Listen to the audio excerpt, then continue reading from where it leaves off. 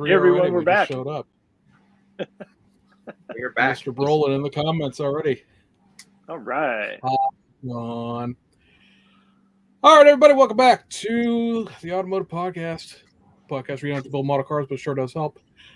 I'm here with my usual crew, Mr. Chester, Mr. Svensson, and then down here in the bottom right, Hollywood Square, is Mike North of Northwind Customs from the fine state of Idaho. He's going to be our special guest for this evening.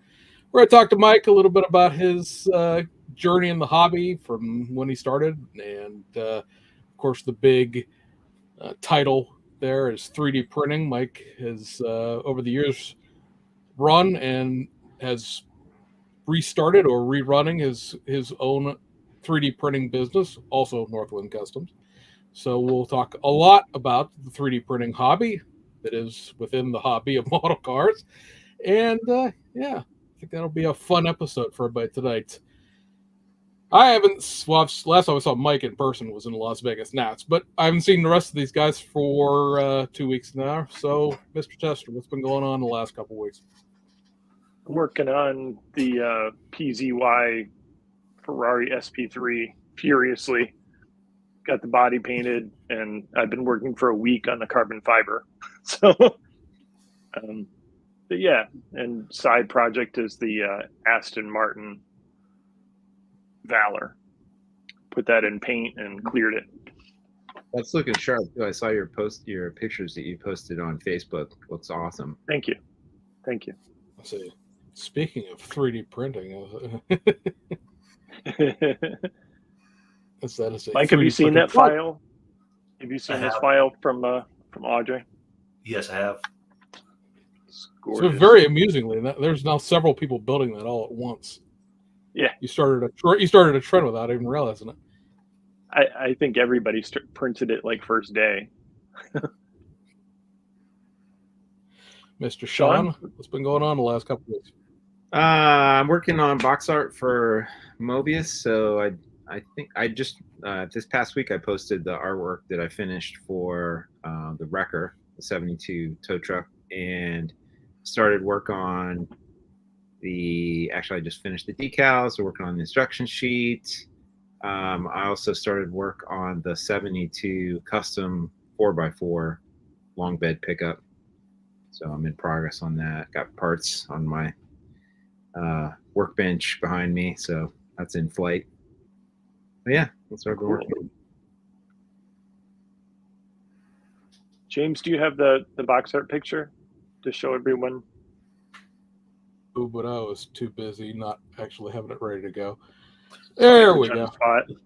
There it is. No, I thought about it. And right as he started talking, I was like, "Oh, I meant to download that. I didn't download it when you sent it to us because you were like, don't show this to anybody. It's not public yet." And so, whoops, I forgot about that. Right. Anyway, there you go. There it is. Now, when you did this, because I had mentioned it. Was this a inverse of your area code, or did you think this wasn't an area code? So that was funny. I meant to put my own 614 area code on there, and I didn't even realize I had not put 614 until James pointed it out. I'm like, oh, he said that's Iowa, and I'm like, you know what? Okay, it's gonna be Iowa. So I actually put Iowa license plates on the decal sheet. So Iowa cool. It is. Iowa, Ohio, it's all the same. I thought maybe you're just doing like a riff on the 614 because, driven through Columbus enough. I know what the area code is for our work out there. It's like, oh, ha, ha, ha. He flipped it, and then I went and looked. I'm like, oh, crap, that's actually a real area code. Yeah. So, yeah, that'll be really cool. That's something I'm patiently pacing a hole through the floor for. Not that I'll build it right away anyway, but just because, as I think we've all stated on here a bunch of times, to have an actual legit real tow truck. It's a super nice. Everybody at Mobius and Pegasus should line up and we'll all run down the hall and high five them as we go by. Yeah, it's a nice kit. I was happy with how the box art turns out. It's one of those things where, for Mobius, I don't get any direction. Well, the deal I have with them is I do the art direction as well. So I have a lot more freedom to kind of do whatever I want to do, and I didn't really know exactly what I was going to do when I started it. I just sort of was like, I knew I kind of wanted to do something that would be a little bit more atmospheric, because I wanted to show the headlights on and the siren on, and I sat down to do the artwork, and I ended up looking up some reference pictures of tow trucks, and I found one that was it was on a rainy night, and the ground was reflecting the colors of the vehicle and the sky, and I was like, oh, that looks really cool. So I was trying to get that sort of feel, and I think it kind of came. I can see that now. I can see that now. Yeah. I So, like it. I like it. It's a little more expressive than I typically do. Often do things that are a little bit more, realistic. But I wanted to do something. I like it. Impressionistic. I like it. I think it looks better than the one that you didn't do. We'll just say that. Yeah. Mike, your thoughts on a real tow truck? I like it. Too close to work? It the only thing that I wish it had was that it didn't have the chrome on it, that it was the base model of the truck instead of the high level. Just a thing that I don't think you'd see a really fancy tow truck out in the fleet at that point. Not that, I mean, you don't have any choice in that matter, but I wish they had just a bone stock 72 instead of the fancy model. Yeah, fair enough. That's what sanding sticks are for. Sand the trim off. Exactly. The great thing about model kits is you can build it however you want. You can make this it is work. true. This is true. All right, Mike. Well, I don't need a 3-year update since the last time we actually saw each other. So, what have you been up to on your bench here in the last couple of weeks? I got the Mines R34 painted. I'm going for the blue one. So I always thought that they were white or black only. And somebody posted pictures of the third test car, which was blue. Like, oh, perfect. I've already got the paint, and I don't want it to be a white or black car. Perfect. This is what I'm going to do. So I hurried to get it into clear before I left for vacation last week, so that it could set all week long and get nice and hard. And now I can continue on with it.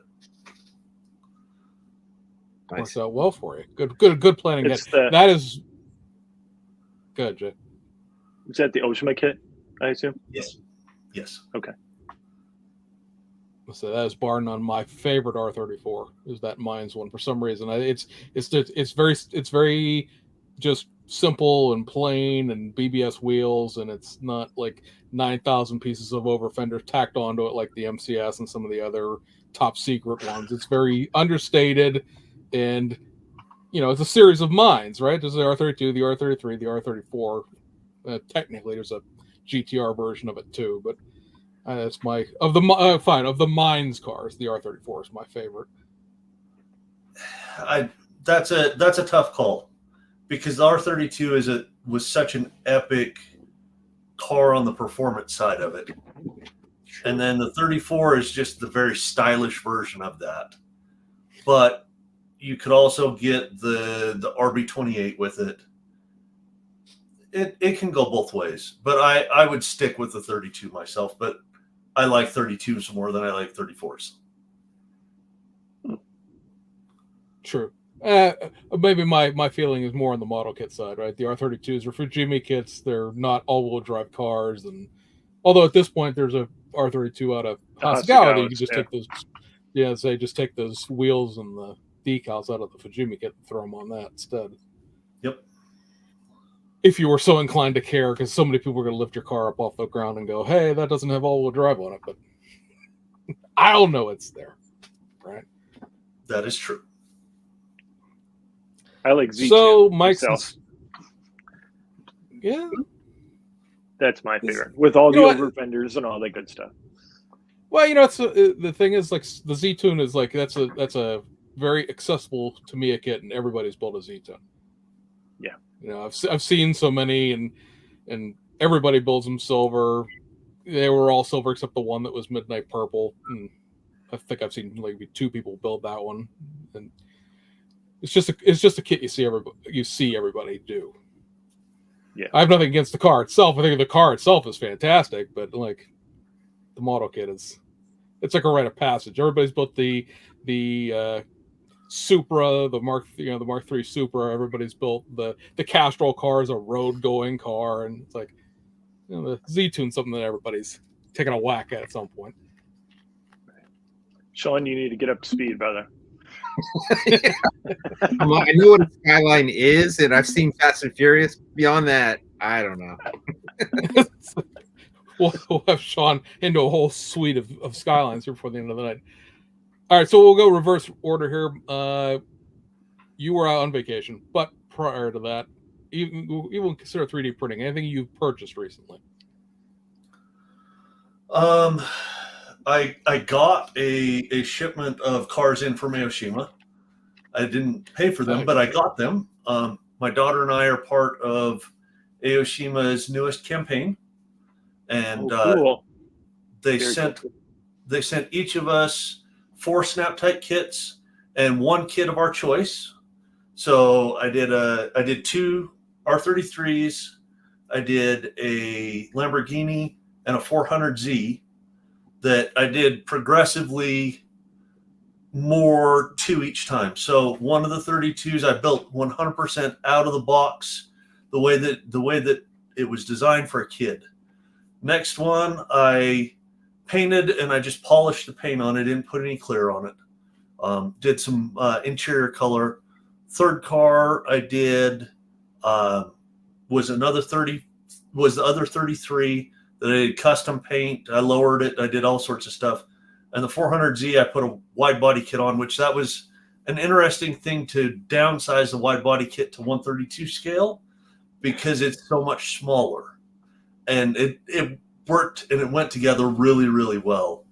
And then my choice kit was the Liberty Walk Aventador, which I had a blast putting it together. So it is the most recent build that I finished, and I haven't really purchased anything since then. That it is. Very nice. So there's 4 different colors of blue on the car.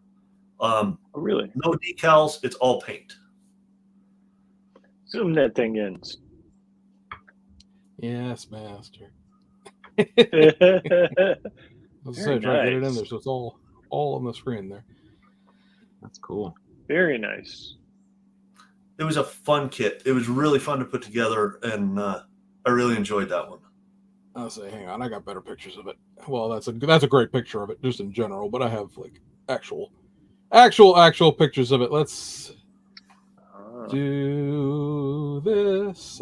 I cropped these, and now they're out of order of the way I downloaded them. So that's why I couldn't just go picture to picture. But yeah, that's I know the stance is built into these because I have one of each of them at this point. But like that's very nice and low and aggressive, and so I don't believe those are the factory rims. There are they? Yeah, they're the factory wheels. Oh, they are okay. The only thing that I did to them, I painted the centers the same candy blue that the majority of the body is, and I carbon fiber wrapped the lips of the wheel. Oh, wow. And it turned out really good. So in its setting right now, that's the like medium height setting. So you could tip the camber in, and you could basically put the front splitter on the ground with the adjustability feature of it, which is really fun to work with and is in no way accurate at all. When those kids first came out, James and I, we hemmed and hawed. He's like, this is cool, I'm going to buy it. And I'm like, nah, that's suspension. I don't know. No engine, blah, blah, blah, blah, blah. And I ended up with a couple of them too. So yeah, that's a pretty cool kit. I would get one of those. The tires with the Aventador, you could see the engine through the back hatch there. So there's a top. There's a top. It's hokey, but it works. Yeah. the tires are really, really weird. The amount of angle that the tires have on them, it's unnatural to have that much. Oh, They're they very cone, much the cone touring. inwards, right? Yeah. The cone on them is just it. I swear it's probably about that steep Okay. across the face of the tire. It's weird, but it works for the car. They fit on Right. there really nice. Yeah, that's an awesome looking model. So you said there's no decals. So that's all airbrush and That's paint. all airbrush and tape. The Nice. the only decal that's there is the license plate, which is one of the zoom on embossed license plates that has the raised portions for the numbers. I absolutely love those, and I try to put those on as many builds as I can. Huh. I saw those on the website and always kind of wondered what they looked like. Good They stuff, are- though, huh? They are awesome. They're awesome. They do have an Idaho plate, which that's special for me because not many cars have an Idaho plate. Right. And then I just pick the plate that is going to match the colors of the car that I'm putting together, or a contrast color enough to where it stands out. Yeah, that's how crazy those tires look. Went the wrong way. Now, if you sanded the tread so they were like completely worn bare on one side, it would sort of be like. Well, you'd be sanding the outer shoulder, not the inner shoulder. That's the weird part about it. Okay, so it's opposite of like how it would actually wear. I was say if they were sitting flat to the way they're designed, they'd be cambered like on that kind of angle where they're like this one where it's leaning that far over. The back one doesn't lean quite as far over. It's not quite, it's a wider tire, so it looks a little bit better. But yeah, I mean, there's probably, what would you say? It's probably a good 20 degrees off of center, wouldn't you? You know, Yeah, at least. I would say that's easily a it's 20-degree camber. But if you had a car that had airbags on it, independent that way, and you tucked all the way in, that would be probably about where your camber ended up. Yeah. Okay. It's not inaccurate. It's just funny looking. All I was going to start to say the new B-Max touring cars, they all have slicks like that because they, it helps lean them in a little bit and give them a little bit more of a low profile look. But so you've been that may have been something while I was off of headphones there. So you built one now. I have that one. I have a Hurricane. I have a Murcielago. You like them? Like they're I mean, it's an expensive Aventador. Like it's $10-15 more than the full detail glue kit is. But if you were going to build the Liberty Walk one, you're either printing a body kit or you're paying $90+ for the old Hobby Design or $180 for the full Hobby Design kit. So by comparison, it's cheap. So the kit that has the opening doors on it, that is detailed to the max, I wish that you could get that detail with the wide body and the wheels and an accurate suspension in it. I really think that would be a huge thing, and I would pay extra to have that type of a setup, I think. But when you put the car together, it is like a 1.5. So you got your snap tights at a 1. It is a 1.5. How it goes together, it took virtually no glue to put that together. It had the Mylar stickers in it, which, believe it or not, I used more of the Mylar stickers than the water slides because of the way they went on. Because they were thick enough that they actually gave the look, especially on like the front emblem. It actually is thick enough that as it sets down in there, then it goes back smooth. So it fit the depth very well. All right. So the follow-up question to that would be, since you're in this new program, which is where I was going with it in the first place, is you've built the 1/32 scale snap tie kits. This month we're going to get the first of the 124 scale snap type kits. You're going to get that 70 GTR, but this is that next step. So in your mind, this is a logical thing, right? It's not a huge leap. It is, especially if you didn't paint it or anything else like that. That it's a linear progression if you were a new person to the hobby, not necessarily even just a kid, just anybody. Exactly, and that's how I tried to take the first 4 kits that I had and go with that linear progression across it, because I could have, and I had access to. They said you can do anything you want to them. You can detail them up how you choose. So I could have put all sorts of resin in any of them, but chose to do that linear to show the progress through it. And I hope that it helped some of the beginners that are in that group to give them the confidence to take that next step and to try something different, try to detail something a little bit differently. So I'm looking forward to the new GTRs that are coming out. So we're supposed to get those, I believe, next week. That's cool. That's cool. They wouldn't have given them to Tim Custom and said, do whatever you want with them. That's for sure. Tim would have took those fenders and put them on that Oldsmobile convertible he's working on. I like them just from the sense of I'm lazy and not having to put a resin, body kit onto something, because it's like the Murcielago, like the Aventador. Yeah, there's $180 full detail hobby design kit of the newer version of that Aventador they put out, not the 25th anniversary one. But if you wanted to build a Murcielago Liberty Walk, you're buying a hobby design kit and hoping the resin didn't shrink in the last 10 years since they made that thing. And Or you I think they make a Hurricane one. Or you just print off the wide body kit. Well, you could, sure, if you had a farm of printers behind you like you do. But that's, it's in one piece. There's no fitting anything. A lot of the Hasegawa stuff or the Liberty Walk R35s, you've got to, cut out your wheel wells to make your fenders fit. So it's very nice in the sense of, for the lazy person who just wants the look of what Liberty Walk is.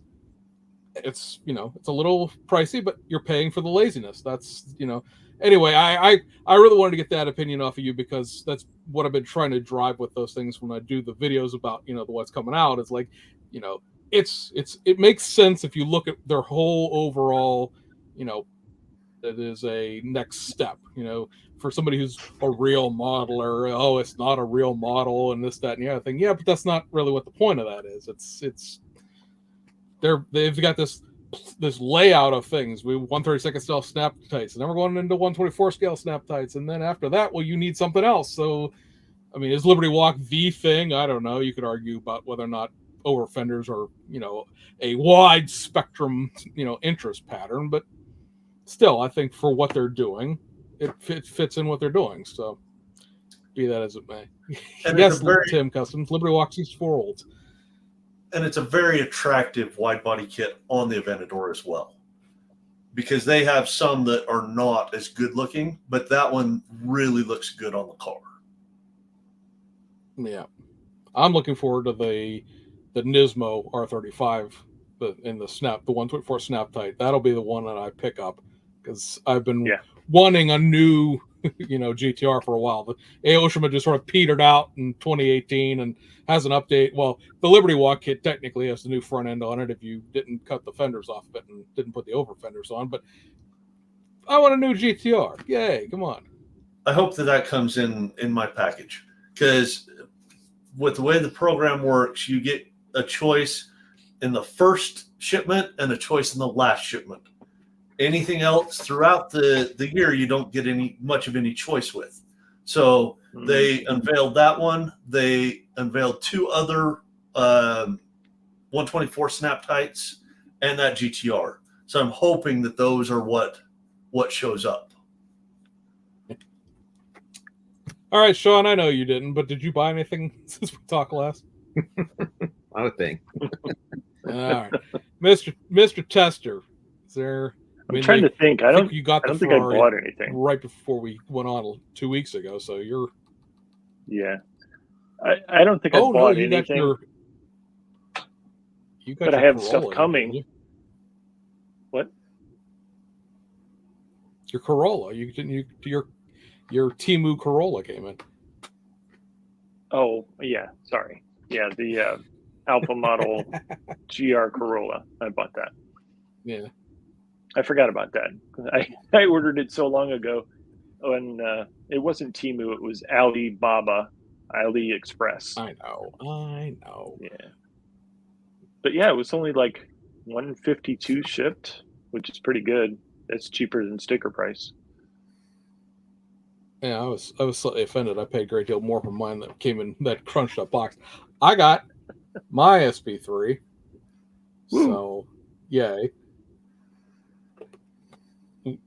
We realize that James is ferociously building his SP3 right now because what's coming? Yeah, the 2009 Good Smile car. That's about a week and a half off. It'll be here. And then I'll have to Yes, that's get right. on that So one. now for everybody who enjoyed his Resin Z4, we have another Resin Z4, which I have one coming in that box as well. So,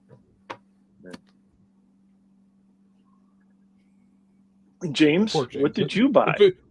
Well, like I said, I got my SP3, and then I got I should have took a big picture of them, but I got all of those The Quinta Quinta. Studios 3D, the 3D decals. So I got the NSX, I got the 911 that goes to the new tool from a year or two ago, Revolve 911. I got the R32 for Mr. Tamiya's version. I got the Hummer, the H1, the Meng kit, and then I have the 300ZX for War, the I don't know. Everything is Tamiya. fizz and focus, but maybe, but this is the Tamiya one. Quinta or Quinta, or whatever they pronounce themselves. They're Russian, so I'm not going to argue with however they pronounce themselves. They might throw a turnip at me. They have done a set for the old Eschi, Italeri. I think even Revella Germany did at one point. That Mercedes G-Wagon, the old 80s Mercedes G-Wagon that they did. It's a very, very basic set. It's like 8 pieces of decal. I guess it makes the dashboard look better. I mean, those are pretty basic kits to begin with. They're doing one for the Tamiya 88 Turbo, the old Snap-Tight kit that everybody has, the 911. Okay. I believe I talked Mr. Frank Model Work into buying a set for every one of those that he plans to build. So, and what's a 3D decal? These we are showed those a couple episodes ago. Yeah, these are. I mean, I don't know that they'll actually even, no matter how good or bad. They're decals with layers, so the raised detail looks amazingly 3D. So if we can get this out of here, and then let me turn this on, and then we'll do the tip of the camera down again. Ugh. Come on, focus. It says never, but you can kind of see like there's a sheen to this. Like it's impossible to. I don't think. Well, there you go. There you go. That'll focus on. See how the buttons and stuff are raised. So it's actually a 3D contour to these. Interesting. Very, very cool. And so you have to sand off like all the detail on the dashboard to get them to fit, obviously. But then, the 3D, it's in 3D. So this will do right-hand or left-hand drive. I appreciate the fact that they have the cigarette lighter and the radio buttons on the correct side of that center console. And they've got a little bit of a sheen to the instrument panel that would be there in real life. It's always one of those things we think about replicating but never really do on a model kit, right? It's like, how do we get that clear thing over the gauge clusters? And you can see like there's even with the center stack, like the radio's shinier than the surrounding pieces are, and it's very cool. Very, very interesting technology. It's something that the plane guys have had forever. Like if you went to Quinta's website and just pulled up what they do, 99% of it is airplane cockpit interior. Cockpit interior is less redundant, but yeah, their cockpit sidewalls, all the av glass that all the navigation stuff that's in your, center console. Because a lot of the decals that are printed by even Tamiya, they're kind of in an active state. The screens are turned on and stuff like that. And most people build their models on, with the canopy up. And if a jet is sitting there, all that navigation stuff's turned off because none of that stuff's plugged in. So that, and then that's pretty cool. I've never seen those kind of decals before. You guys are always showing me stuff I've never seen before. I picked up the 2023 version of the Miku decals from Spot Model, if you can't tell. For anybody who hasn't heard and cares, which I know is like one person and watching, Lau got cease and desisted by Good Smile Racing on these decals. He offered this set, and he offered a set for the 2018 10 Hours of Suzuka. And so, while he still has the decals, if you beg and plead and ask real nicely, they're no longer on the website. So, that's unfortunate, but sort of is what it is. They wanted the equivalent of $10,000 in upfront licensing to even discuss whether or not they would license it further. And it was like a base of $3 a sheet license fee, and we only printed 500 sheets, and I don't know how many of them we sold already, but so it was obviously just easier to pull those down and pretend they don't exist. I'm not sure how that'll affect Wenbin in the long run. I'm assuming probably not, because they'd have to go into mainland China to find him, and Hong Kong is still in that funny little realm where the Chinese think they run it, but it's still underneath British Commonwealth rules in a lot of it because of its Hong Kong's history of being a special administrative region. So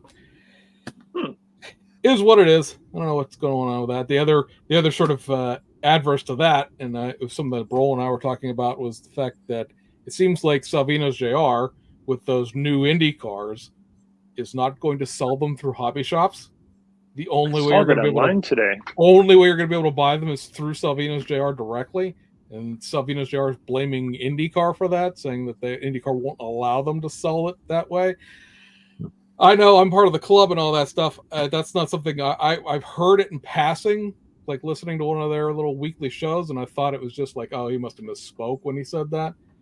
I don't know if Indy's really the blame for that. I can't see where it does them any good to only sell it, through their own website. That's going to, significantly limit the amount of people you're going to get through the door, basically.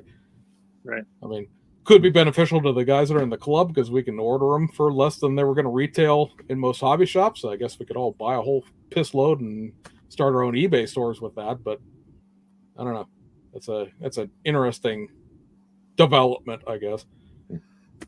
And I know they're selling them in hobby shops overseas because Japan was, a huge orderer of those. What the heck's his name? The Japanese driver that they were doing. So I don't know. It's very, very amusing turn of events.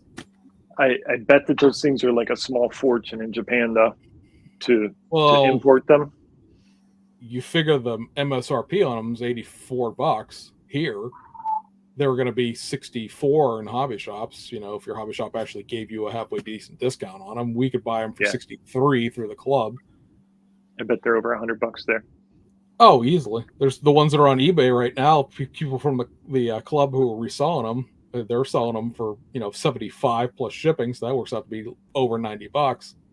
So right, it's a very dooming way to sell something that expensive. Like I don't understand that because they wanted to do a new Indy car every month because that it's a spec chassis the way the NASCAR is. So the only difference is GM or Honda power.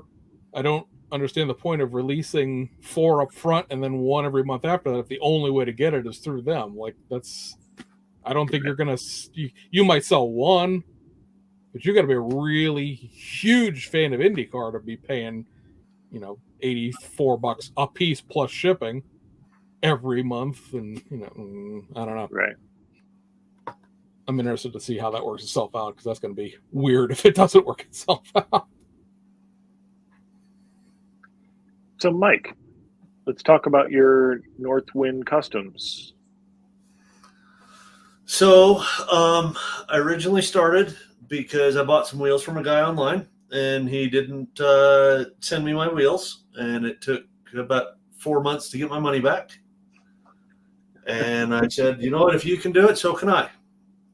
So I bought my first printers. I found a couple of YouTube videos on design that went slow enough that I could follow along, and chose that program because I built a wheel that way.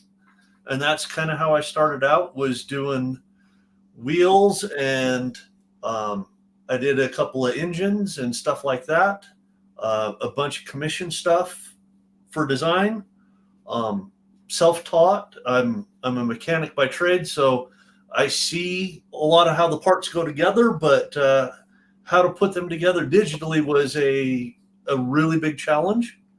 So I have since then learned a lot of how to design stuff, and definitely got a much faster workflow than I once had. Do you use Blender? No, I use Fusion 360. Okay. All right. Blender is one of those that as soon as I turn it on, my brain goes to mush. I don't grasp how it works.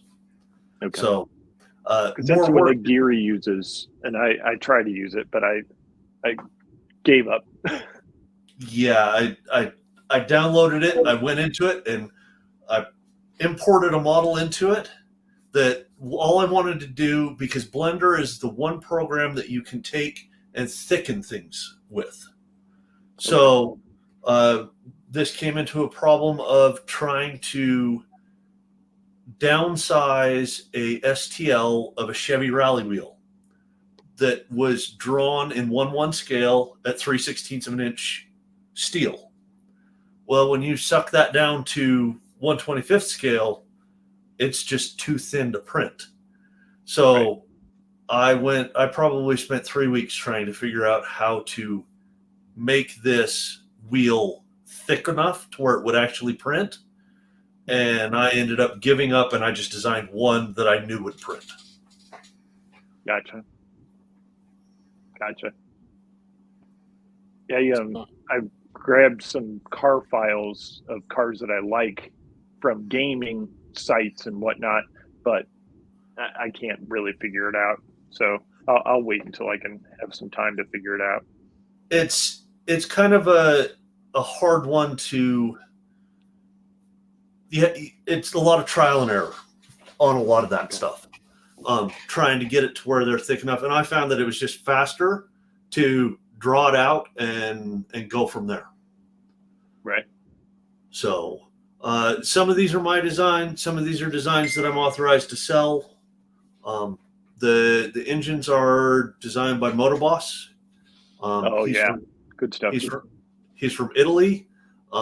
It was interesting with the language barrier that we had, but I love putting his designs together because they are so detailed. Yeah. I don't own any yet. They're definitely fun. They're definitely fun. I kind of stuck to the pro touring side. That was kind of my bread and butter, as you would, of what people were asking for and styles that they wanted, and especially taking OE wheels and just blowing them up bigger. Okay. Speaking of bigger, James, can you make the screen a little bigger? I can try to zoom in a little bit on this, but it's going to only get so. I'm just using his website and sharing that. Okay. So. Okay. For anyone who would be, so we'll go through a whole big thing of Mike's career here, but for anybody who's interested in Mike's current product line, this is Northwind Customs, all one word, .com. So yep, that is the new website. That'll get you to this fancy schmancy sales facility here, where you can pick up your T37 wheels or something along those lines. I really like the T37s. So do you find it better to print for sale or to design for to print file or to sell files? It can go both ways. So if you design just for the file side of it, the buyers just come in as they want. If on commission, that's a completely different story. They're telling you what you want. That's actually the easiest way to do it, is to commission a design. In the store, I put in things that I think are going to be good sellers. And then I get in a run, and I'll spend a week and just print up a whole bunch of stuff and then put it on the website and just kind of stalk it through that way. Okay. Yeah. I like the idea of making money when you sleep, you know what I mean? And not trading time for money. Exactly. It's much easier just to get authorized, do it the right way, and get permission to sell the files, because then it's the only work that you have is the work of producing it. You don't have the design part of it, because some of the designs, they really do take a lot of time. Well, I imagine. I don't know on Andre. I don't know how he puts these things out so fast. I mean, it's like every 2 weeks he's got a new design out. He must have a team or something. He's crazy about some of the stuff that he does with the files, and he's really good to talk to. If you have something that you want, he will move it up the list of things to do. He is not, and there's also a big language barrier there because he's from Ukraine, and but he does everything that he can to try to get you what you want. They're probably a little thicker than they should be at times, but they print out so nice and they fit together so well. Yeah, I agree. Sean, I'll get you I'll print you you want that trophy truck. Yeah. I'll print you a trophy truck. God, I love that. Yeah, there's so many cool things that are available in 3D printing that you can get any other way. It's really opened up the door to a lot of unique subject matter. It has, and if you can design as well, it takes the scratch building part of it kind of out of it, because you scratch build it in digitally instead of physically.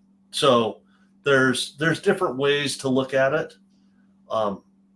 Some of my favorite builds are ones that I found this part, modified this part to fit to where everything would work. So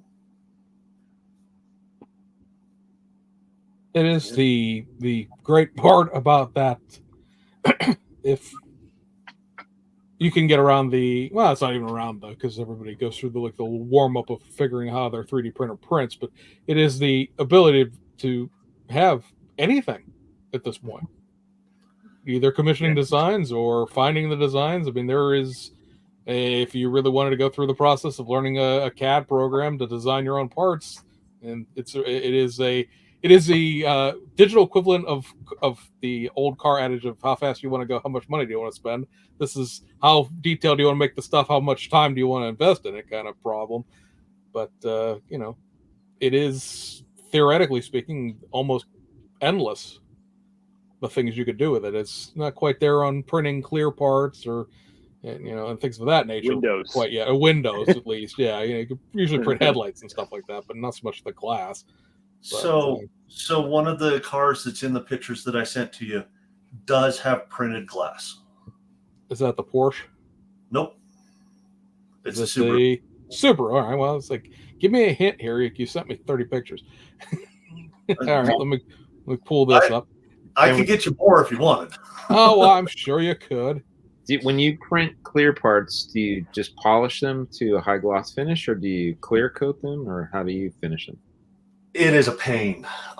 So you have to print them vertically, which means you have the hardest step lines as they print out, because everything is parallel and you are taking a maximum bite out of each level. So you have to print it vertically, and when you have a window that is curved this way and this way, it is almost impossible to get it to where it prints out clean and clear. And then as soon as you put it in the alcohol, it immediately hazes. So what I had to do with this one is I printed them, and I printed them 3 different times before I was happy with them. Wet sand them up to, I think I went to 3,000 is where I went. Then I clear coated them after that. And that's how I ended up with those. I've since bought a vacuum forming machine, and that by far is the better way to do windows. Yep. Let me pick your brain on that. So I borrowed a vacuum former. I haven't played with it yet. But how do you make the bucks for your windows? So the way that I do my bucks, I take the window and I lay it flat on the build plate. Mm-hmm. I go with heavy supports at 100%, and then just make sure the support doesn't go over the edge of the window. I pull those back, print it, wet sand it. Usually you're probably good up to 1,000 grit. You don't have to put any more clear or anything like that over the top of it. You can if you'd like. Then you put it in the vacuum machine, get it warm, drop it down, make your window. Okay. Easy enough. Thank you. It is super simple. The machine's like $70. I bought the dental machine, and it works perfect. Thank you. I needed just that little bit to make the buck. So that's what they end up looking like. And What size PET G do you buy? I think I bought, I'll have to look here in just half a second. And these are the bucks. So I just take and print them out, and then you just set them on your build plate, or set them on your vacuum thing, get it warm, suck it down, and pop your windows out when you're done. I think it's 30 thousandths. Okay. It needs to be bigger than 30. So I went probably 40 thousandths on those. Okay. Is what I did with those. And they work out really simple and really nice. And these are for the Porsche. Is what these ones. This is front and rear for a Porsche.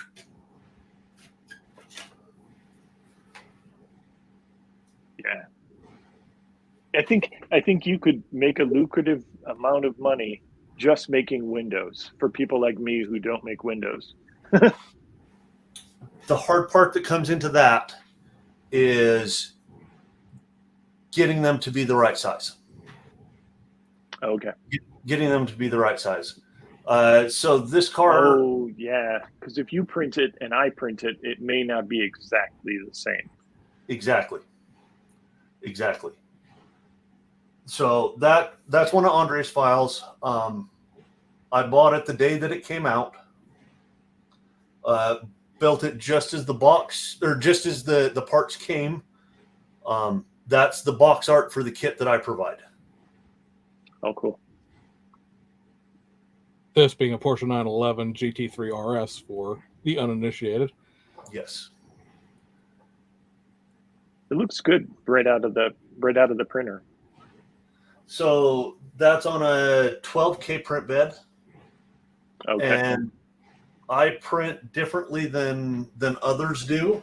So the old way that it was always said you're supposed to be at like 30-degree angle or something like that. I print mine flat on the build plate. What? Yep. What? Yep. All Put it right. flat You on gotta. you do have some lines in it. Wet sand it with 400 first, 1,000 after. You're good to go to paint right after that. All right. So what I've always heard was say anything that's parallel or perpendicular to the thing. So if you go here, anything here is going to get lines. Anything here is going to get lines. Excuse me. So the problem that I've found with putting them at an angle is now your lines are going opposite of the way the body lines flow. So being as my lines are going with my body lines, I can hide most of those as I sand instead of having to be aggressive across the top rail or the top of the fender here, where it was a flat line all the way across. All I have to do is roll this way to get it to where it's smooth instead of having steps all the way up it. So it sands faster, prints faster. And yeah, it prints a lot faster, I'm sure. I print a body in just under 3 hours. At what level? 3. 3? Wow. Yep. That's where I found my happy medium of time to productivity. This Aston Martin was at a 33 with a tilt, and it took 15 hours at 0.02. Mm-hmm. 15 hours just for the body. And if it would have had one little wiggle in the house, it would have offset, and that 15 hours would have been wasted. Yeah. So for me, I'll have to that's play with the flat. Flat is the way to go. Make sure you've got a medium or a heavy on all of the bottom edges of where the fenders come down. Make that sure that's super solid. And other than inside, that, I assume? No. So you're going to want a medium heavy here and a medium heavy here. And then the rest I do all with light supports. Really? Yep. Lots and lots of light supports. I've noticed my FEP, I have a 4K Anycubic, and my FEP will pull a light support, pull the piece right off the light support. Put more on. Maybe put more? Okay. More. So I use Chichu Box because I have Anycubic, or I have Chichu machines. And my percentage range on bodies, I do it like 87% in light support. Okay. All right. Other than those heavies. Interesting. And what kind of machine are you using? Elegoo's. I've got a Saturn 2 and a Saturn 3. But they're... James? I have an Anycubic Mono X2. It's a 4K. He's got the 12K. 112, 18. Okay. Yeah, I think I need to get sponsored by Anycubic or Saturn or something. You know, I've never even looked into trying to do that. I think it's a good idea. You get the newest stuff. It might be a good idea. All right, But Mike. Tim, We you were got talking. a 12K too. Go ahead. Well, so we were talking off air about your progression, starting out with FDM printers and going through this. So, technical question, because this has always been something that James and I have been discussing recently. You've seen the progression through the Ks, as it were, 4K, 8K, 12K. If we got into a point of 12K where that's going to be 99% good enough for everybody, like, I don't know what the next step beyond that is. 'Cause there has to be a diminishing return at a certain point with the layer lines. Like, they're only going to be able to get so small. And for what we're doing, that resolution is only going to, gets, it's like a camera. My camera has, 75 megapixels, but on a screen, it's only going to show, a picture. It's not going to, that fine line, thing is great for if it's going to blow it up to the size of a wall painting or something like that. But for, a small piece, resolution, again, it just diminishes return over time. So my first printers were Anycubic Photons is what I had. Small build plate. When I got my first Saturn, that was a 4K printer, basically double the plate. But when you looked at your pixel sizes of it, it was the same amount as my 2K printers were. It was a lot faster, so it was more efficient that way. With the 8 and the 12K, they've just come so far on that. But like you said, I don't know that there's that much more they can go, because you can only go so small. Really, what I think a lot of it now is going to be advancements of automatic tank filling, automatic tank heaters, things along the lines of that I think is going to be the way that they go from now. There was a startup on a printer that I have yet to see materialize, but it was a continuous print printer. So you would have 0 layer lines because it was a solid one print as it went. Very, very small, very, very expensive on the kickstart, but it didn't ever materialize, and I have not seen it come out since. And it had a build plate that I think was probably less than 3 inches around. So I think that things like that would be an advantage, but for the model stuff, 12K is like perfect. Because what I was looking at, because Mr. Tester obviously has jumped into the world of 3D printing, was like I wanted the printers to sort of settle at a spot. You know, it seemed like looking at the specs for 12K and talking to the Will Pattisons and people like that do a lot of the 3D design, 3D printing, that there was going to eventually get to a point where commercial hobby printers would get to a section that, like, quality of life improvements, what you were just saying. Exactly. That's what the next thing is going to be. Because it seems to me one of the biggest obstacles to the concept of, one day we'll just print our model kits and Revell will sell you a file, is that Elegoo and Saturn and this and that, like, there's no industry standard of how anything works. So if, like James was just saying with those windshield bucks, you print them, they're one size. He prints them, they're another size. Sean prints them, they don't print at all because, I don't know, magic of resin. There needs to be, you know, beta VHS. We had the beta VHS conversation because Mike was talking about how much he spent on these printers in the early days compared to what they cost now, and it just seems like there needs to be a I don't even know if there's an industry in the first place. A lot of these places seem to be like, hey, we got a bunch of parts and we threw them into this box and it made a resin printer. Oops, hey, let's sell that. But you know, there needs to be some sort of standardization of what the machine does and how it works. Because if you get somebody who's just like, I'm going to start printing my model kits out of resin, there's a lot of trial and error to dial the machine in, and then the file may work, it may not work. And who you call Revell and scream at them because your thing didn't print, but the printer they use, it does print. So, you have the wrong printer. Well, and if you have an inconsistency in the resin in your vat, a layer in that, it can throw a print off there too. So there's lots of factors that come into that, and I don't know that it's going to go to that direction. Right.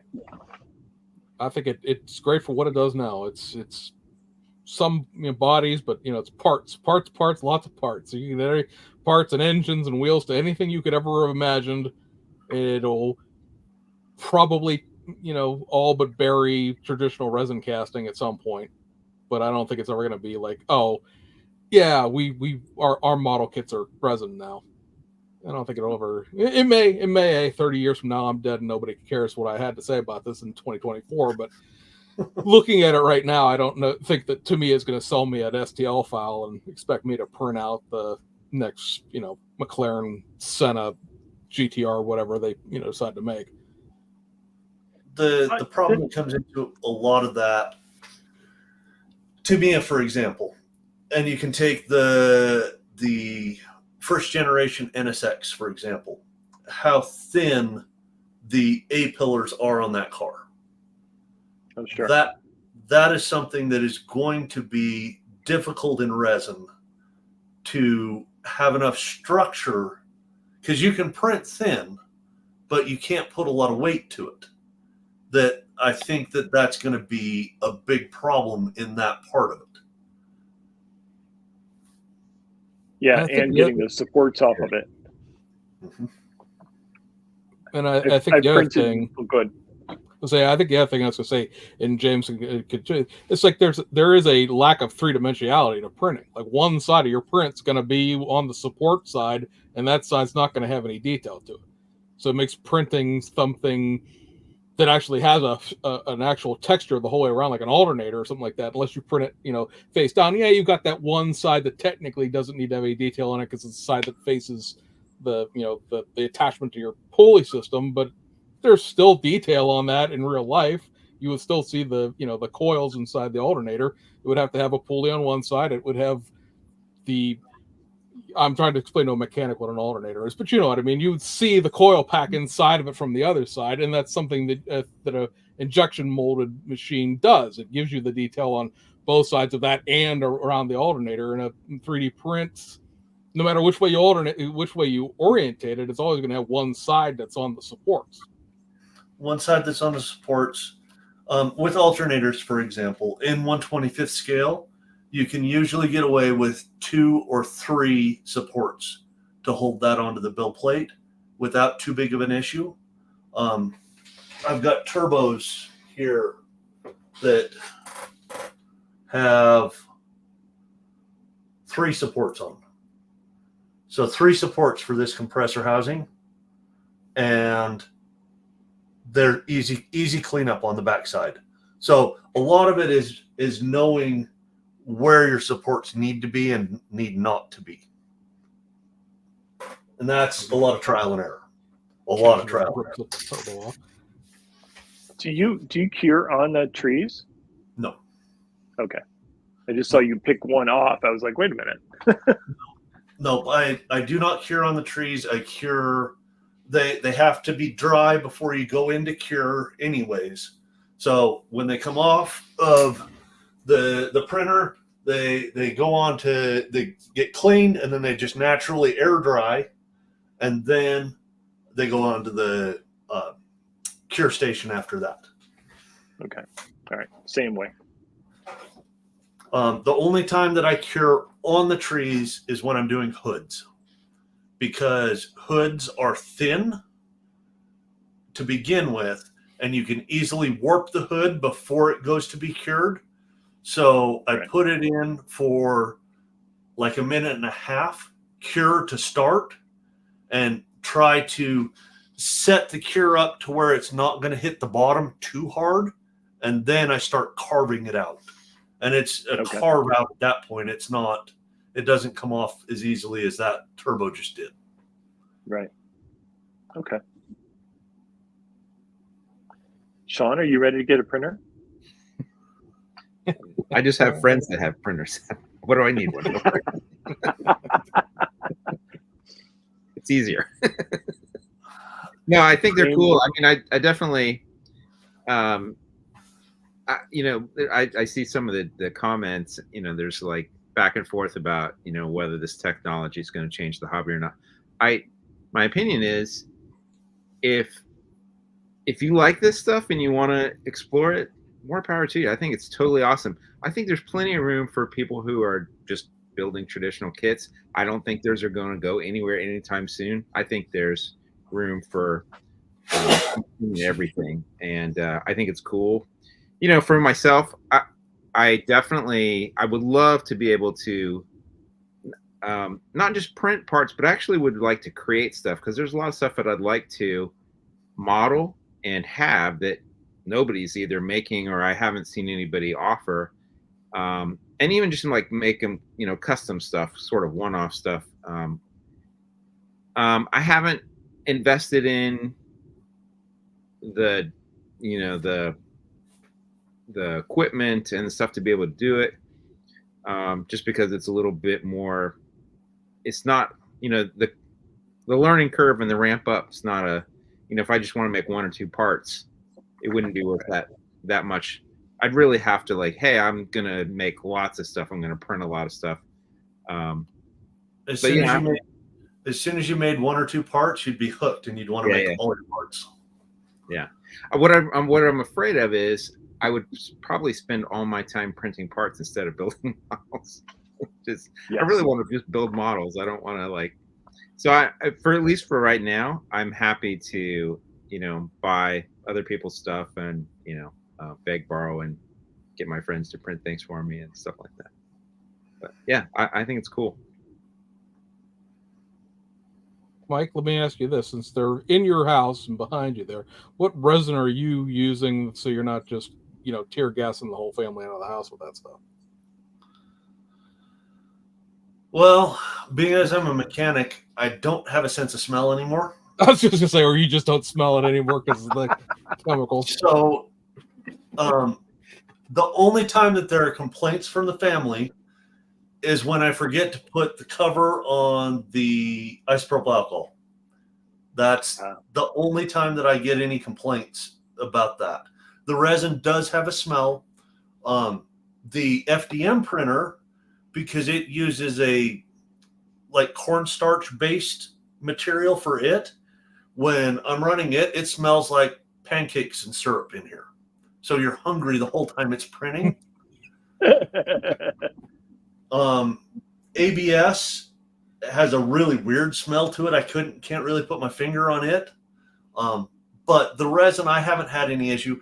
And the new printers here have filters built in. Okay. Just plug into the thing so it circulates the air and filters the air before it evacuates it out of the printer. So you don't really get that. They are a little on the noisy side at times. I find that the noise of the printer running actually helps put me to sleep because it's so rhythmic with the way that it makes its noise. So, but I haven't had any problems with that. I do know some guys that absolutely cannot deal with the smell of the resin or the alcohol. Yeah, I've heard that. That's why I was asking. But I myself, I don't have any issues with it. It makes my nose run. It really. Okay. So I ran a hose out the window, and I have a box fan and a pipe, and I blow it outside in the basement. Do you have to do any sort of special prep work to be able to before you paint it, cleaning it with or you just clean it with alcohol or whatever and go to primer, or how do you do it? All I have to do is sand it. Okay. Sand the lines out of it. Products that come from me are 100% ready for paint when they leave my house. Okay. This is let me throw this. You won't be able to see it, but everybody else will. Question from the chat here is it true you can't reuse wasted resin? You cannot. So, you cannot. That was my understanding. Yeah. Yeah. As soon as the resin has been printed, it is printed. Right. Does the resin itself have a shelf life? I've heard that if you don't use it up quick enough, it can kind of go bad. With some of them, yes. With the water washable resin, as soon as you open the jug, it starts pulling oxygen into it, and it will diminish what it can do immediately off of that. Okay. That's not the resin that I choose to use because I'm set up to use that, and I guess I paint with lacquer paint, so if it's not actively trying to kill me, it's not the thing for me. You can answer Jeff or James. You can highlight Mr. Slugo. All right, this is the Mike North. Do you sell your 3D printed stuff? Which I yes, do. it does. Northwindcustoms.com. Northwind Customs, all one word, no hyphens, no weirdness.com. I have a flyer. What did I do with it? I had a flyer. I had a flyer. That's the key right there. Yeah, I don't know where it is. But I had one that I printed off. I think the thing that I like so much about the 3D printed stuff is the new cars. You know, like if we have to wait for, you know, the model companies to come out with a model that you like, you may wait the rest of your life. You know, like for instance, I have an Alpine A110. They'll never make this. Never. When was the last It's a time the Renault. model companies did a light duty pickup truck? 99? There's been worlds of advancements in Ford, Chevy, and Dodge pickup trucks since then that the only way that you can get it now is resin. Yeah. Well, I mean, the problem with the large manufacturers, they have to actually pay licensing to be able to replicate these things. I mean, everybody in their 3D printing is just like, it's almost too small for these companies to kind of try to send a cease and desist letter to every little tiny, you know, thing out there. So you're free to get away with it. Now, it's arguable whether it's ethical or not, because you're replicating somebody else's intellectual property, and if you're selling it, you're technically in violation of IP laws. But you know, whatever. There are ways around that with the small business. Yeah, but yeah, I really like. There is a lot of cool stuff on there. It does allow for a lot of neat things that you would not be able to get, you know, any other way. The whole reason I would want to buy a printer is just going on to the website of the guy that James has been talking about with the stuff that he's been showing there. There's, I mean, I could increase my stash by 50 some odd things just going through his, like, you know, like it's a brand new Hyundai Sonata. Why not? I mean, hey, it's only a bottle of resin. I mean, you know, oh, here comes something crazy out of the cabinet. I shouldn't have said anything. It's a 72 Suburban. 72 Suburban. Never been in a kit. Just absolutely cool to have. Yeah. I have like 14 cars up there that I've printed that I still have yet to put together. Ditto. That's a, he's always sending me pictures of like, oh, this is the thing I printed last. I'm like, what? But when's you didn't that the going last to get 6 that you printed? Yeah. Well, the GT3 RS. There's 2 other companies that have made that car, right? Yeah, there's Alpha and there's one other, right? PZY. Yeah, they've made theirs too. Right. And both of them are unobtainium now. It's true. So to get a new GT, and I'm not a Porsche person by any means, but that car, when I saw it come out, I had to have that one. You'll probably send me one that has less broken parts than PZY did too. This is true. Still not happy about that. And it was $10, right? Yeah. Or did you pay full price 20? So if you buy Andre's stuff on Colts, the week that he releases it, it's 50% off. On CTG Trader, it's always 50% off, but it's not as smartly put together on where the new releases are. So you have to go through like 9 pages to find the car that you want. Right. So there's advantages and disadvantages to both.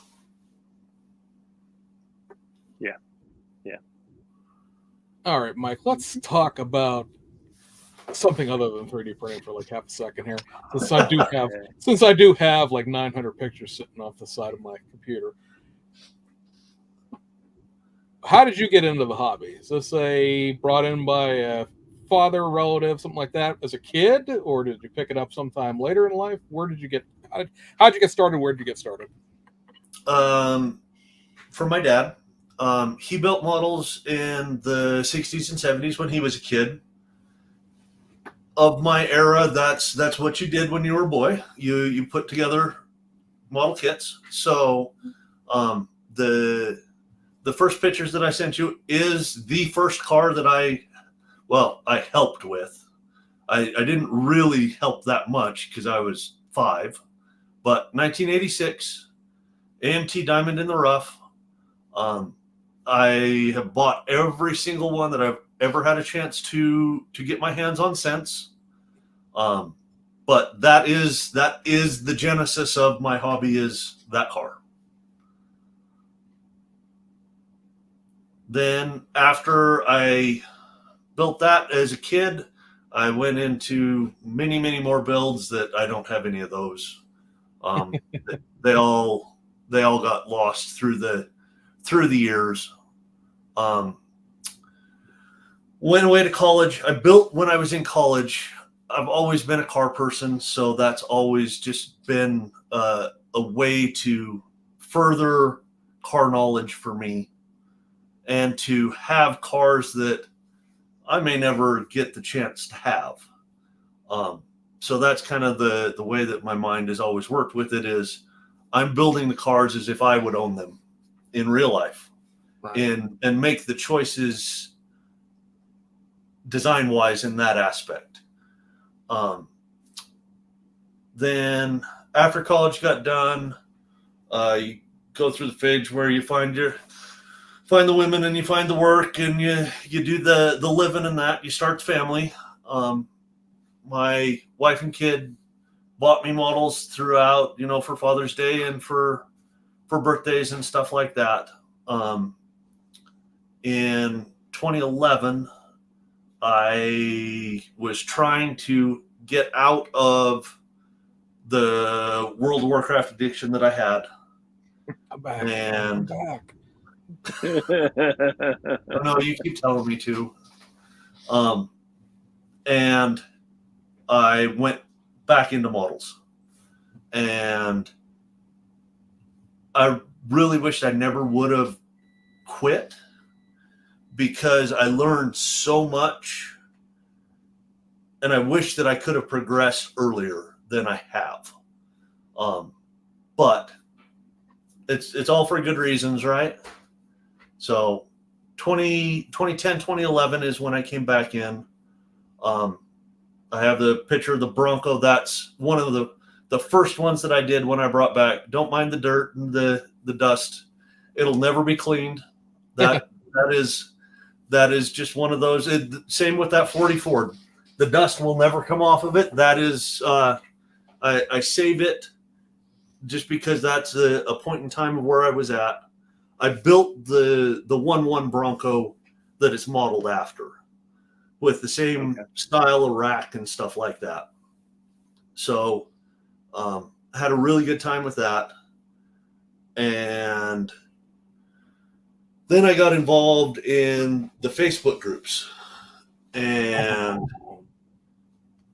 at that point in time, so in the early 2010s, or the early 2010s, Facebook groups pretty much had a revolving build-off, that it was 2 to 3 months at a time, and they had all sorts of different themes.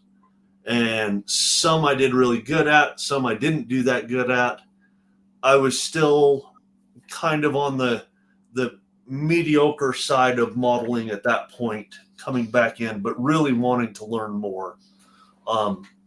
I stepped into some really big scratch building projects through that time period. Built a slide-in bed camper for a F-350 and really had good success with that. The local group that is here is an IPMS group. They had a World War I theme. They're one of the groups that have not been that friendly towards car builders, to pure car builders. If I built tanks while building cars, it would be a different story. But so World War I was really pissed off at what my options were in cars, because you got a Stutz Bearcat and a Model T in a kit form. That's really about all that you got from 1914 to 1918. Right. So I took a wild chance and I built a 1918 Fordson Model F tractor. Scratch built. I built the wheels, and it was a blast. I had so much fun with it, and I think a lot of that was anger towards the group for kind of choosing it to exclude is really the way that I took it. But since then, I've always had a love for tractors, but that tractor is pretty special. I wish I would have sent a picture in for that one, but I didn't. Then in so probably 2017 or so, I moved over to Instagram because Facebook had become kind of a hostile environment for quite a few modelers. And like, I don't want to be part of this. I want to go to somewhere that's different. So I went to Instagram. Absolutely loved it. It was exactly the platform I was looking for. A whole lot less words, a whole lot less arguing. Just show what you have built. Shortly after that, build-offs have been a thing in Instagram. I got involved in a bunch of the build-offs and learned a lot. And it's kind of amazing what you can do in 2 months' time if you really put your mind to it. So that's been my biggest movement, is through that. I've dabbled a little bit in YouTube as well. There's times when I'm really excited about it and times that it's just not very much fun to build content for a video. Right. So Exactly. I've had really good comments that come back. I just take my overhead camera and I turn it on while I'm building, and then I just speed the whole process up. And people have come and said, we love you doing that and just showing us building the model. Doesn't have to be anything. And then I can go through and voice it over and kind of put my thoughts of how the kit was going together and stuff like that. And that's been a real positive thing on that. So I've really, the social media side of it has really moved quite a long ways. Yeah, agreed. YouTube's not easy. That's for sure. You definitely got to have a lot more time involved into it to put, I mean, even a 5-minute video of how much longer that actually is to do. Okay. Yeah. Yeah, James, on the other hand, he can turn on his camera and talk for 40 minutes and hit publish. Well, as I say, it's super easy until you do it. Until you realize that, every video you film, you've got to rewatch all over again to edit. And then if you didn't actually talk to the camera for 40 minutes, you then have to watch again while you talk over top of it, and then watch it again to make sure how you talk plugs into the video where you need it to. And oh, hey, that 20-minute video now took you 4 hours because you've watched it 10 times and edited it and re-recorded the time you said the wrong word. Because me, I just throw the right word up on the screen and just keep going because everything for me is one take. But if you're doing voiceover, it has to be perfect because you're recording it intentionally. How are you stuttering over stuff you recorded intentionally? So yeah, it's everybody's got an opinion about YouTube until they actually take the crack at creating content for it. And it is fun. There are parts out of it, and I think it's projects that I can see me being much more involved in. But a lot of it, I mean, just putting a kit together.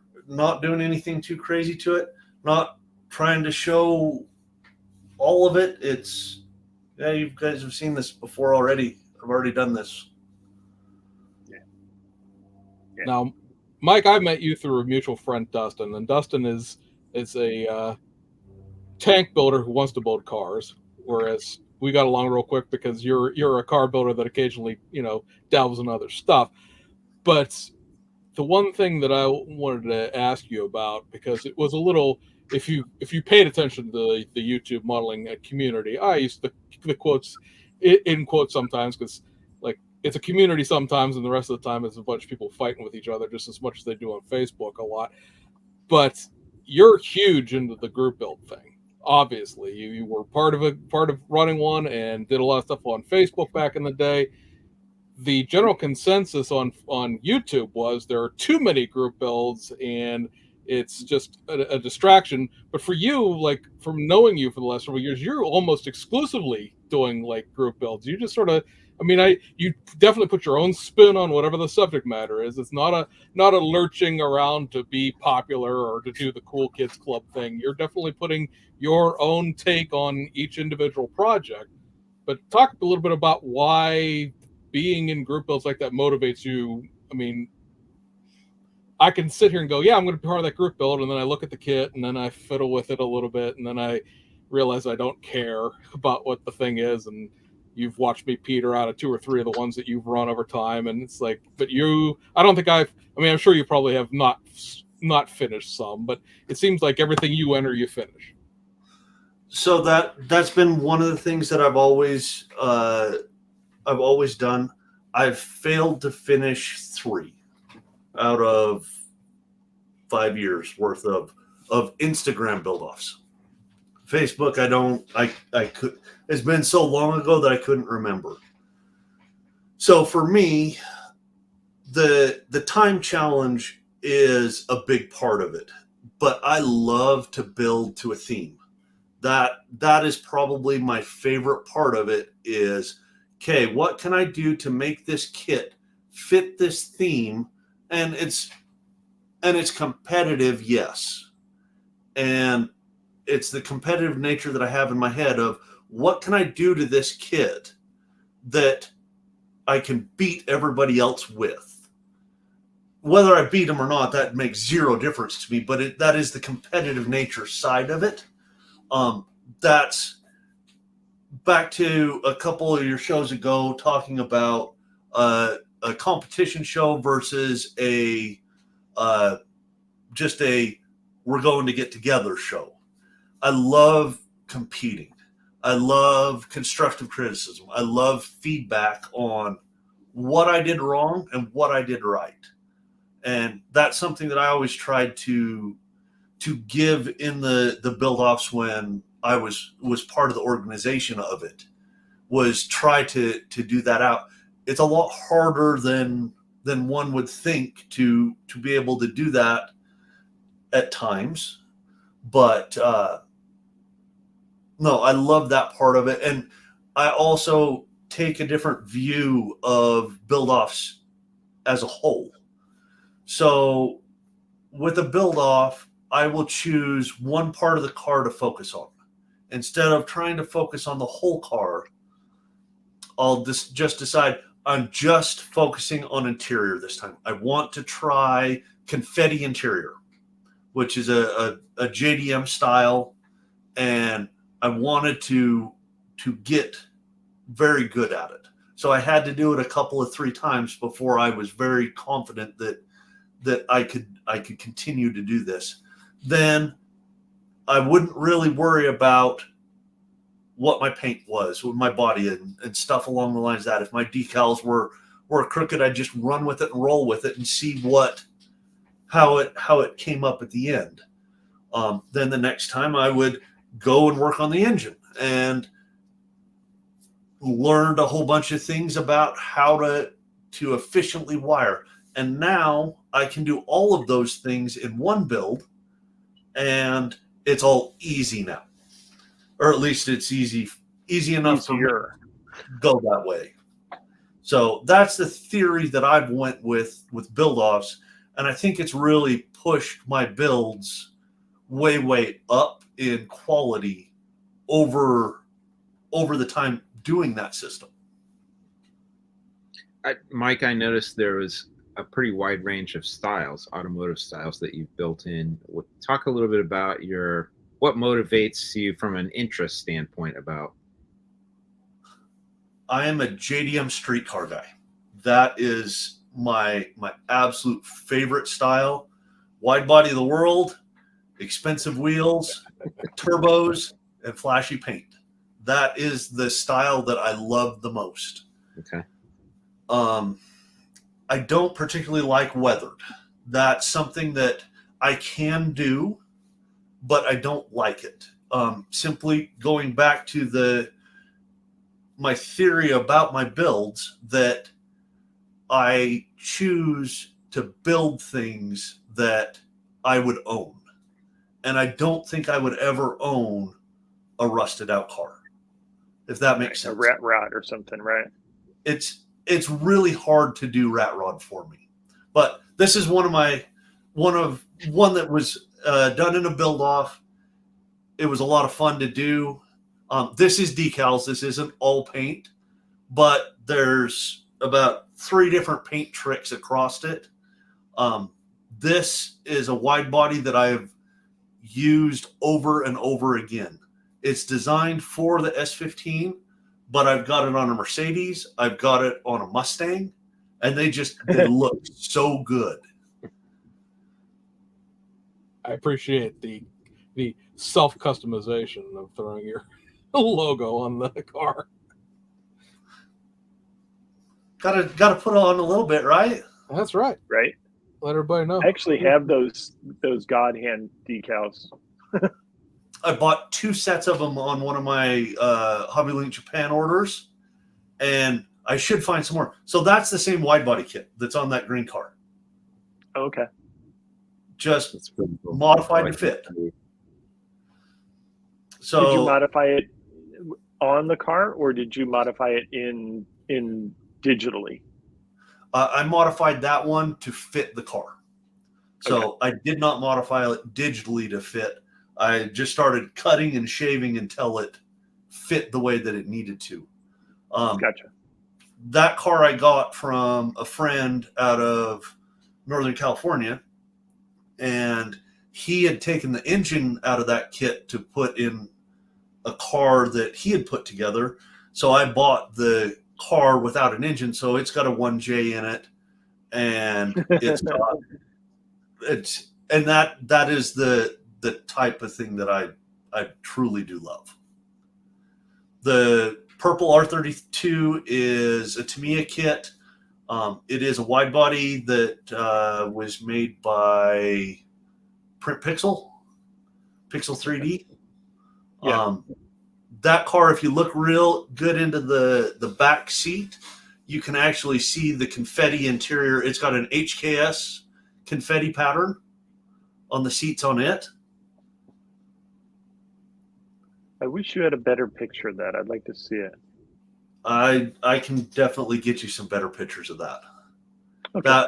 Thank you. That is so the green car, both the blue and that green car were both done for build offs, but the purple car was done just for me, which is kind of strange to come off my bench to build something just for me. And it has a tube chassis front end. Yes.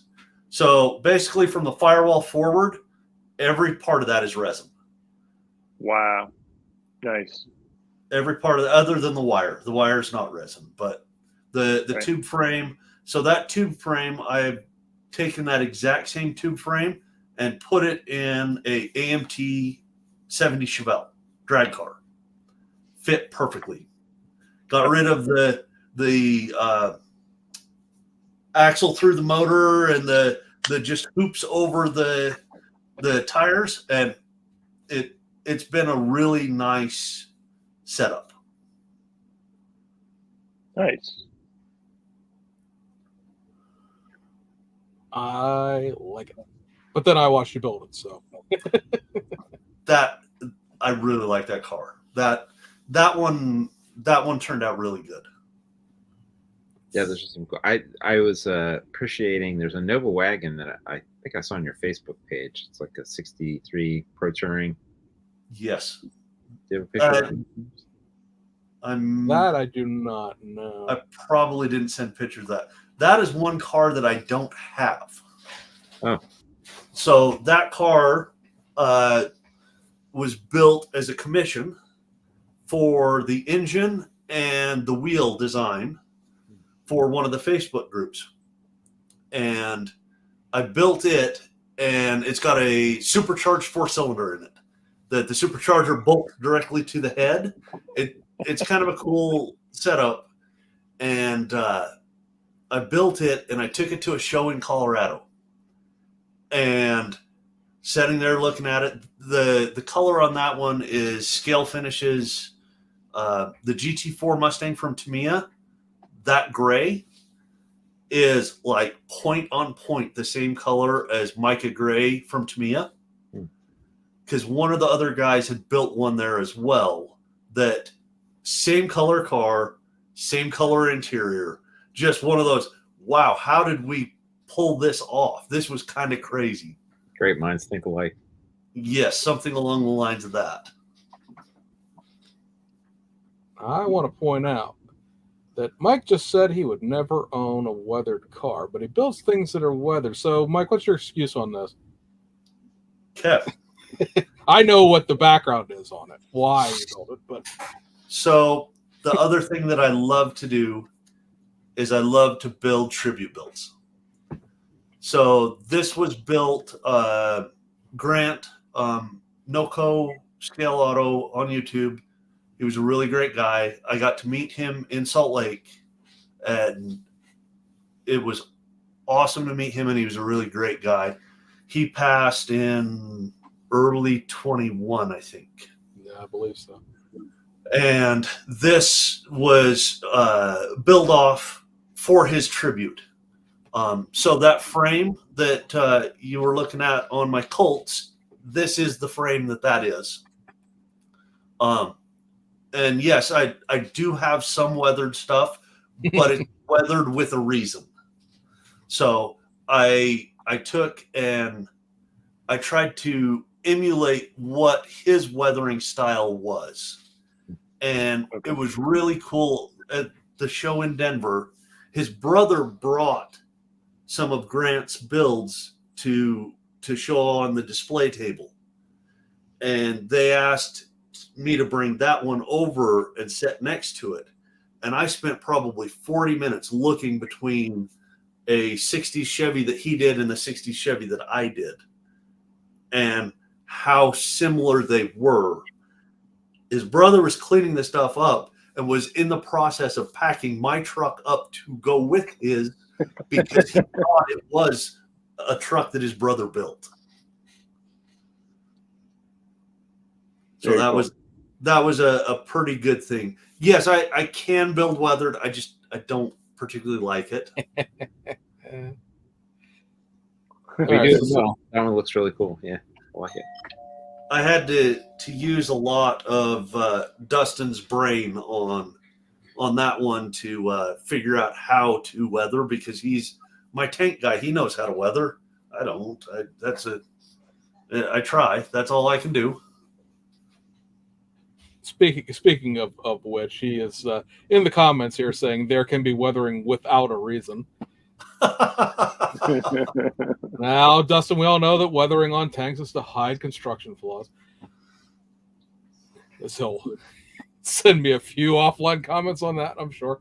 So here's I don't have any pictures of this otherwise because you didn't send it, but here's a great big turbo on a Mustang. That is. So it's a huge turbo. So that was built as a build-off car. That was Mustang versus Camaro.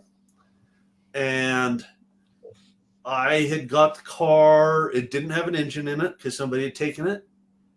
And part of the rules were, if it was a Ford, it had to have a Ford engine in it. If it was Chevy, it had to have a Chevy engine in it. I do love weird engines.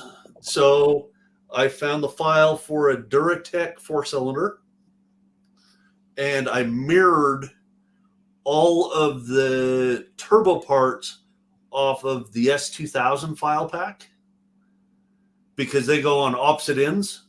So that is Honda parts on a Ford, and I love the way it turned out. That looks super cool. Thank I like you. that it's in that 80s Mustang aqua green color too. It's like Calypso green. Calypso green. That's right. I remember that from my high school days. Like I was in love with this. I love that color. Yeah. Now, you had just, if I realized it was there, we would have went to that instead.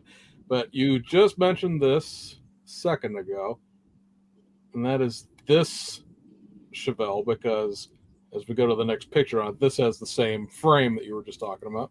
Yes. So what was this for? Because I don't even remember at this point. At least you've done 92,000 build-offs. I can't keep track of every one of them. It was for the AMT build-off, actually. Okay, so that makes sense. There's a giant AMT logo on the hood there. AMT logo. It's got a carbon fiber hood. It has that tube frame set up on it. It's got a 572 with carburetor on it. Nitrous bottles are in the trunk. Resin wheels and tires. The other cool part about that chassis setup is it has coilovers. You probably won't be able to see it in the picture, but you can actually see the coil springs. I've wrapped those with wire to simulate the coil spring on that.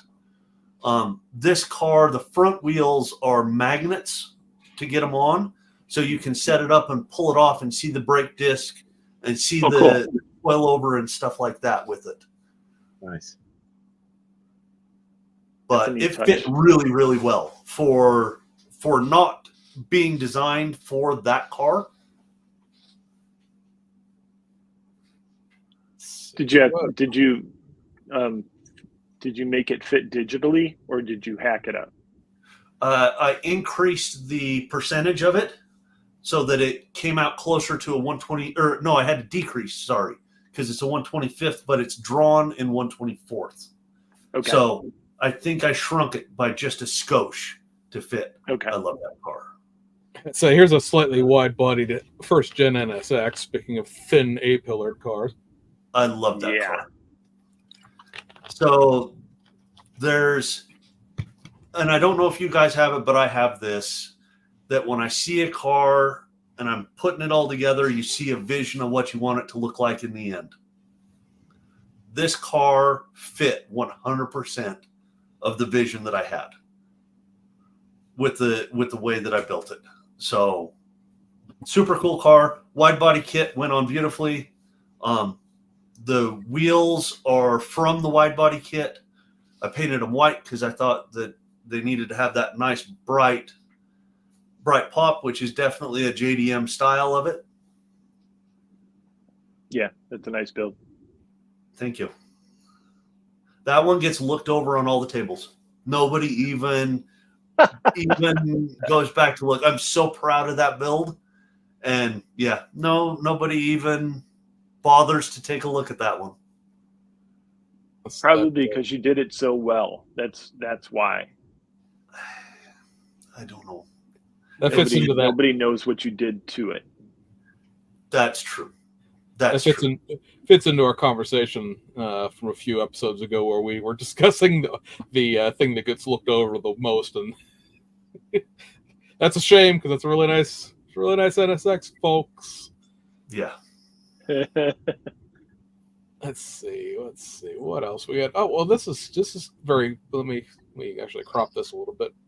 Don't worry, Mike. I build box stock, which always gets looked over. But so this is the thing.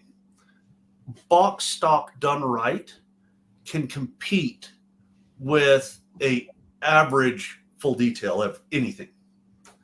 If the box stock is done right, compete with no problem. Look at this pedestrian rally car. What's the excuse on this? Although, from my racing heart to yours, I appreciate the fact that we put the tobacco livery on it.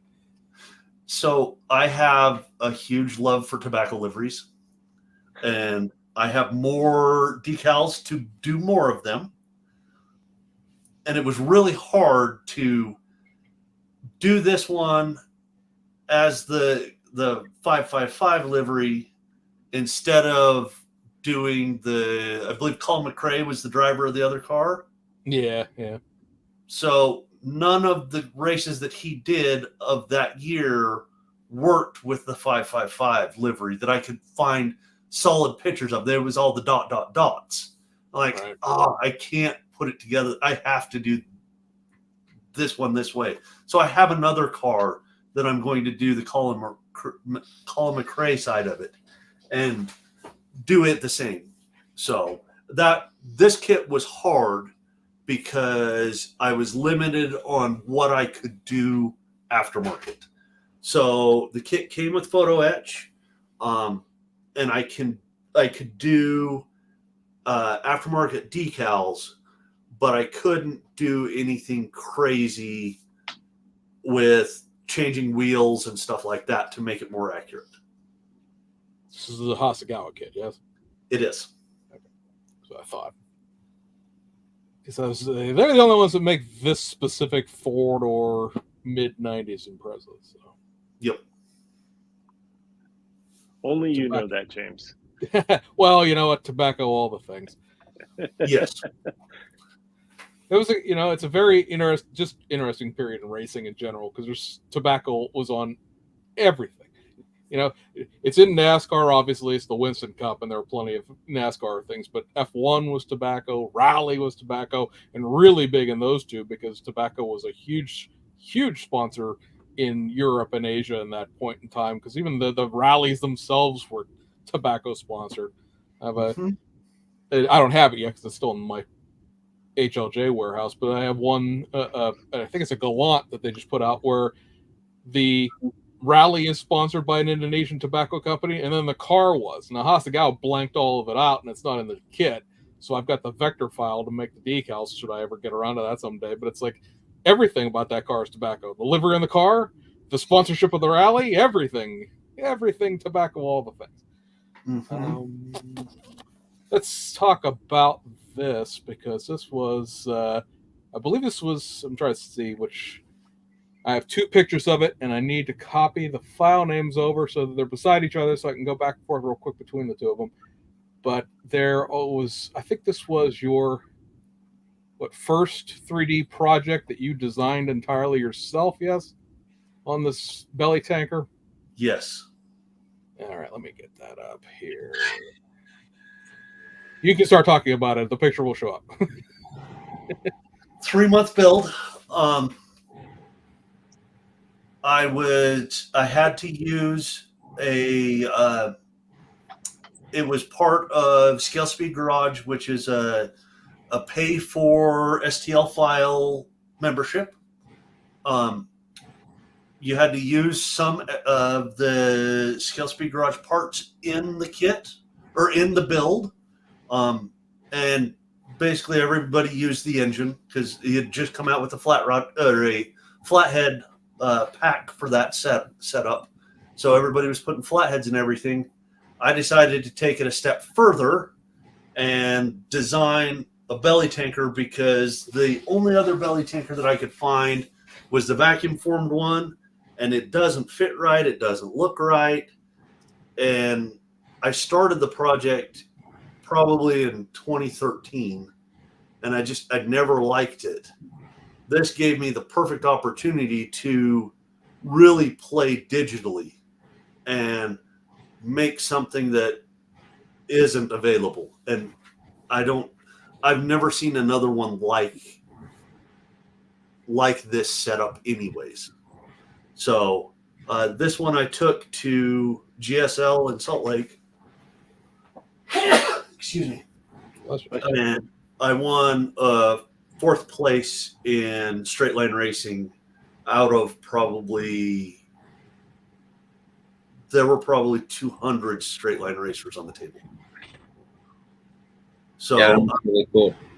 I was super humbled to place at that show, and it's a really cool car. I've since made 20 kits that I built to sell. I still have a couple of them left, but that's all that will be made of this one. I've had so many people ask me if I'm going to release these files to cults, and I want this one to be special, this one to be exclusive.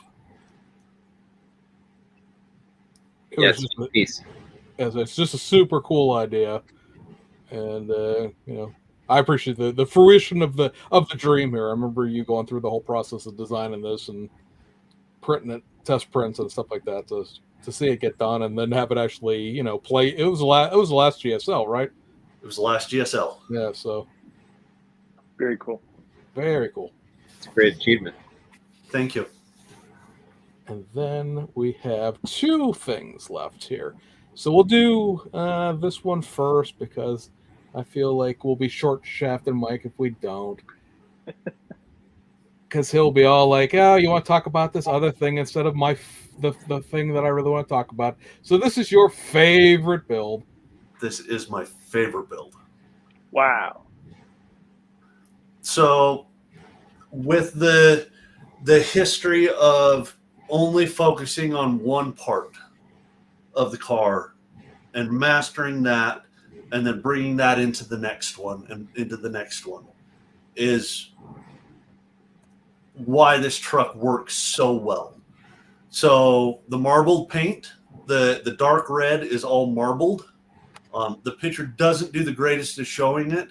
It's really hard to take a picture of that truck that actually shows the depth that it has. But the marbled paint I had done on a wide body Mustang the previous time. And this is just the better version of it. Lots and lots of paint on it. So the only thing that is AMT on this truck is the outside of the body and the outside of the interior tub. Everything else is, and I didn't send you a picture. Let me go grab a truck.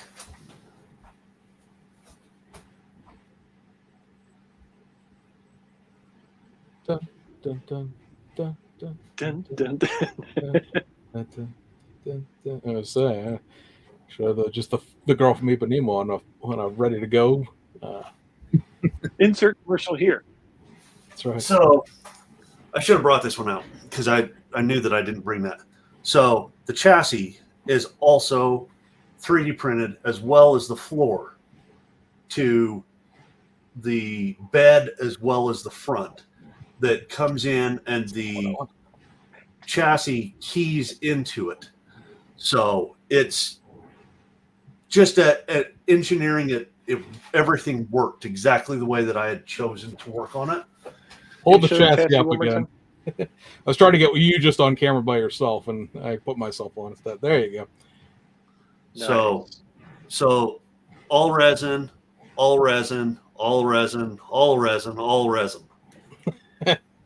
So it turned out exactly the way that I wanted it to. It was designed, or it was built for the SEMA build off, which I figured this type of truck would be a SEMA worthy candidate. So it has a inline with a huge turbo on it because weird engines, and that's me. So it was a long time of a design of how I wanted it to be. I've wanted to build this truck for a long time, but I finally got it done, and I'm super happy with it. That's sweet. Nice. Big turbo. Big turbo.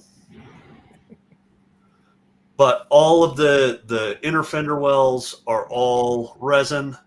The floor of the cab is resin. The engine is moved back under the firewall so that I had space for the radiator and the intercooler. I cut out the plastic in the grill, stripped the chrome on that. It turned out way cool. I'm super happy with it. Stereo is all wired in. All the air tanks are all wired in. Very cool. Thank you. I say you You get a lot of feedback in the comment section on that one. Everybody likes that one. So Yeah, trick build. Well, thank you. all right. So the thing that I like, and this is just because of the way that this the light plays on this, because we have pictures of it both ways, and because hey, well, you know, I'm a sucker for Japanese race cars. I know which one this is. So this is a Tamiya Jax Honda Accord. Decals from 97. Let's say 1996 JTTC champion with the original decals. So there are some issues with the decals on it. Well, yeah, I would imagine. But I got the majority of it on without ruining it. I was super happy with that. But what's great about this, and you're going to have to explain the who, what, when, why's about this, is it goes all rave under black light. Ooh, ooh. So the reason that I found out that it does this, I used clear resin to set the window as well as the headlights. So I used it as my bonding agent instead of glue. And you hit it with the UV light and it sets almost immediately. Doesn't run all over the place, doesn't fall off, works really, really well. That's when I found that it glowed and I'm like, that is cool. I really like that. Exactly, man. So I went and I grabbed, because I have more of the Jax kits. I have both versions of the Civic, or is there 3 versions of the Civic? Or the Yeah, EG? at least. Yeah. The Hasegawa decals don't glow. Boo. How about SKs? Do SKs? I don't know. But I've found that I use 3D resin as glue a lot more than you would ever think that you would. So I'm gonna pick your brain. How do you get it out of the jar and onto where you want it to be? With a brush? Okay. Keg cup and a toothpick. Okay. Keg cup and a toothpick. So you guys were talking about the printed decals for the dashes, right? Right. Yep. One of the things that I've done for a lot of years is put a little bit of clear in on top of the decals to give that shine of the plastic or the glass. Right. You can do the same thing with clear resin. Just dab it in there, hit it with the UV light, and it's set immediately. Okay. The taillights on the Subaru are entirely put on with liquid resin. You just built it up in layers, or did you just pool it? Built it up in layers. Okay. Interesting. And it gives you... Well, I know James and I discussed this because I saw somebody else do it where they had a short shot body part and they made a floor for it, and then they just put 3D resin in it, cured it, and just built it up until they had it at the level of the kit part. Now, does that yellow over time or anything, or? Nope, not that I've seen. Not that I've seen. I've done it for about 4 years now, and I haven't had any yellowing out of that. That's how I put my carpet in. So you put your embossing powder or your flocking in. Instead of doing it with paint, I just brush the UV resin in, and it stays liquid until you hit it with the light. Oh, yes, it does. So you can take and shake your flocking on, and you have an unlimited amount of time to work with it to get it exactly where you need it. If you get it splashed up in a spot you don't want, you can wipe it off, which you can't do with glue. Right. It is super, super easy to work with. I put out a video on YouTube about my reasons of why you should have 3D resin on your desk, even if you're not a 3D printer. Yeah, that's a good point. And it doesn't shrink. It does not shrink because So you can use there's that. Yeah. you can use it for body work too. So no more putty, no more nothing. And the beauty of when you put it in, both filled ports on this bed have been filled with UV resin. I tabbed it on, sanded it off within minutes of application. Snap. I'm going to have to do a scale model experiment.